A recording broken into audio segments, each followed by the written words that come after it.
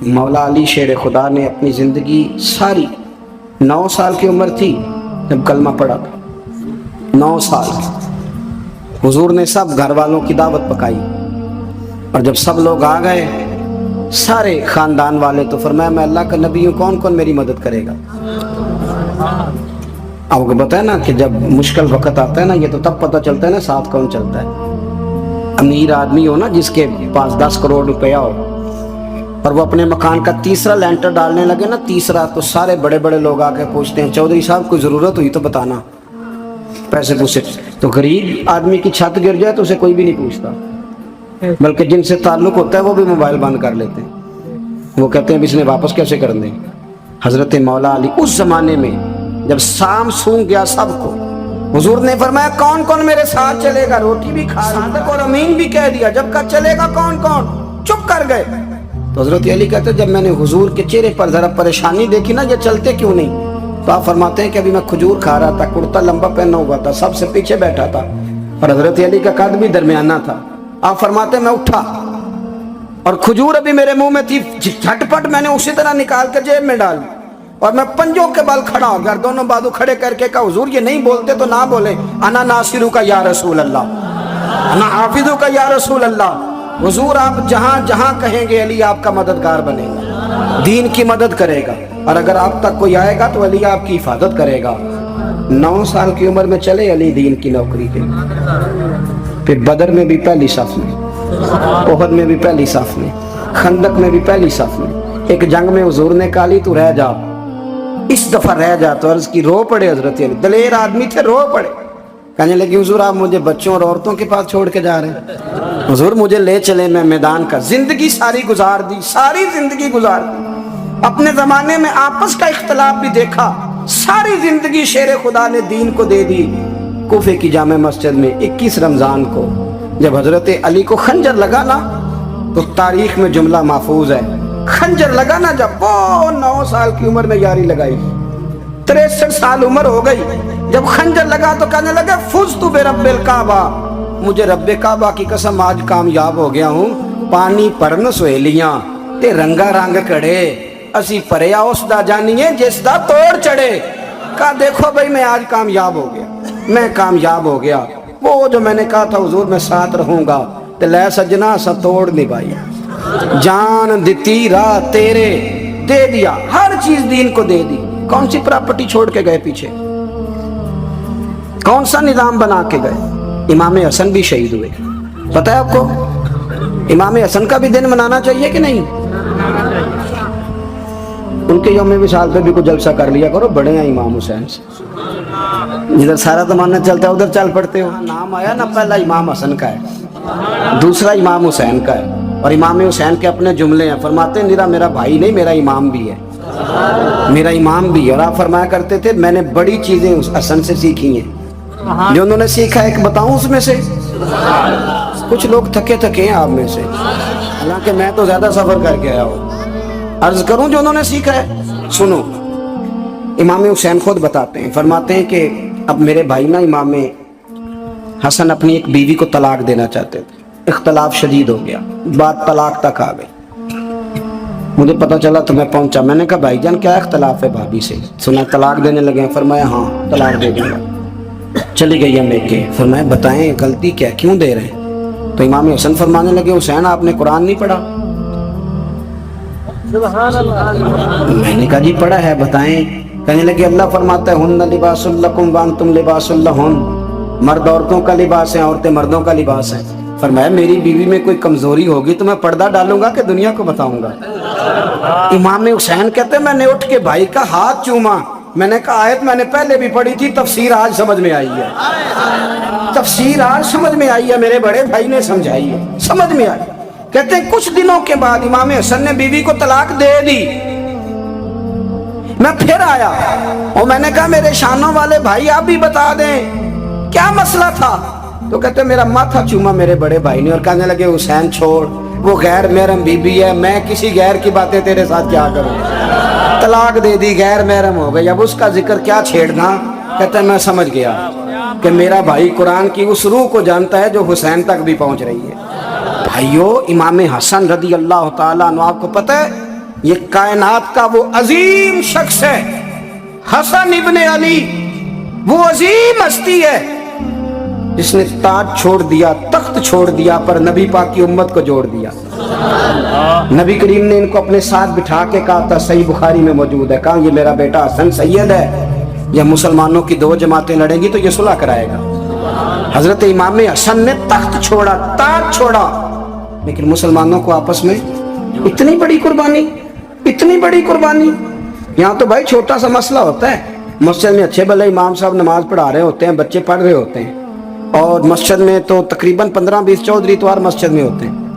تو پنڈ تے نہیں ہیں جی؟ چلو اللہ کا شکر ہے جی، اتنے نہیں تھوڑے نے، چلو اللہ کرے وہ بھی نال ہی رل جان، درویشی چنگی چدرا دا کی کرنا ہے۔ تو ویسے میں نے دیکھا ہے تھوڑی سی جو کسی شہر کی بڑی مسجد ہوتی ہے اس میں 15-20 مجبوری ہے سب کی مان کے چلنا، دو کی نہ مانے قاری صاحب، دو کی۔ اب وہ یہ نہیں دیکھیں گے کہ دین کا نقصان ہو رہا ہے، مسجد کا مسئلہ ہے، بچوں کا مسئلہ ہے، ان کو تو ذات کا مسئلہ ہے، میری نہیں مانی لیا چھٹی۔ وہ خدا کے بندو، ہم 2 منٹ کے لیے چدراہٹ نہیں چھوڑتے، دین کا نقصان کر دیتے ہیں۔ امام حسن نے پوری حکومت چھوڑ دی، پوری حکومت۔ اتنا بڑا سخی کم آپ کو ملے گا جو سخاوت کرے اور نبی کی امت کو بچائے صلی اللہ ہو۔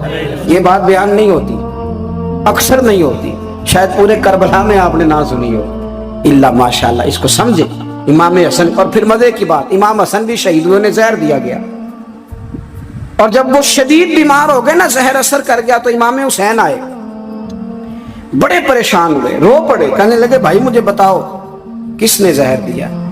تو امام حسن کہنے لگے حسین مجھے شک ہے ایک شخص پر، لیکن شک ہے بھائی، اگر صرف شک ہے تو میں کسی بے گناہ کو بدنام کیسے کر دوں، تمہیں کیسے نام بتا دوں؟ یہ نامعلوم پرچے کراتے نہیں ہم روز ہی نامعلوم پرچے، جس پہ دشمنی ہے اس کا نام لکھا دو، ختم ہو گئی بات۔ امام حسن کی تربیت دیکھو، فرمانے لگے جس پر مجھے شک ہے اس کا نام بتا دوں، تو اگر وہ نہیں تو بے گناہ کا ذکر کیسے کر دوں؟ تو امام حسین فرمانے لگے بھائی جان اگر وہی ہوا تو آپ فرمانے لگے اگر وہی ہوا نا تو حسین پھر بھی تو چھوڑ دے، میں نے رب کے سپرد کر دیا، اللہ بہترین انتقام لینے والا ہے۔ اللہ اتنا بڑا حوصلہ سیدہ کے بیٹے کا، شیر کے بیٹے کا، شیروں جیسا کلیجہ، اتنا دل دریا سمندروں ڈونگے، کون دلاں دیاں جانے۔ او بھائی تھوڑا حوصلہ کر، جتن تے ہر کوئی کھیڈے، تو ہارن کھیڈ فقیرہ، اور جتن دا مل کوڈی پیندی، ہارن دا مل ہیرا۔ او کہیں بیک بھی تو ہو نا، کہیں تو درگزر بھی تو کرنا، کہ ہر جگہ چھا کے رہنا ہے، ہر جگہ چھا کے رہنا ہے۔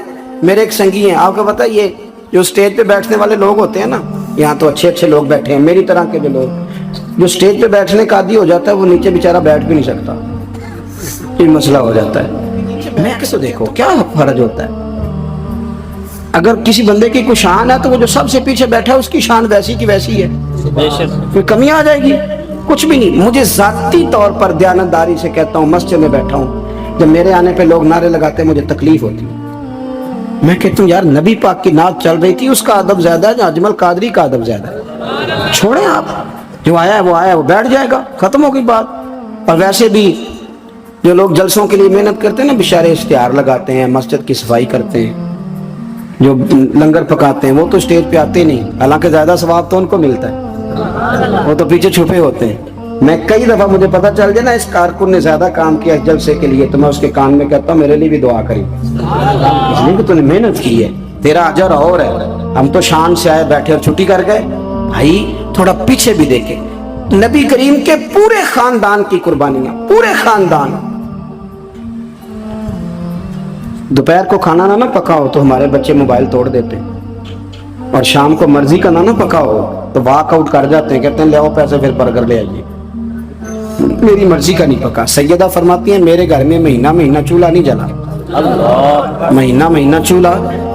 3 روزے رکھے سیدہ فاطمہ نے، مولا علی نے، امام حسن نے، امام حسین نے، اور تینوں دن افطار کے وقت فقیر مانگنے آ گیا تو کھانا وہاں دے دیا۔ آپ کا کیا خیال ہے جو بے صبرا آدمی ہو وہ کربلا میں جا کے لڑے گا؟ جس کو عادت ہی نہ ہو بچپن سے ٹھہرنے کی وہ لڑے گا؟ جو ذرا سی بات پہ ڈگمگا جاتا وہ لڑے گا؟ اسٹیج پہ نہیں بٹھایا تو لڑ پڑے وہ لڑے گا؟ او خدا کے بندو، بڑا حوصلہ چاہیے، بڑا ظرف چاہیے، इमाम अली मकाम का एक कद है, उनका एक वकार है, उनका एक हुसन है। इमाम हुसैन रदी अल्लाह ताला अन्हु ने 25 हज किए मदीने से मक्के पैदल जाके, दोनों भाइयों ने हर रोज 10 सिपारे कुरान पाक के इमाम हुसैन पढ़ते थे। हजरत अब्दुल्ला इब्ने जुबैर कहते हैं मैं सैयदा फातिमा के बेटे हसन और हुसैन से जब भी मिला हूँ दोनों भाइयों ने रोजा रखा हुआ होता था।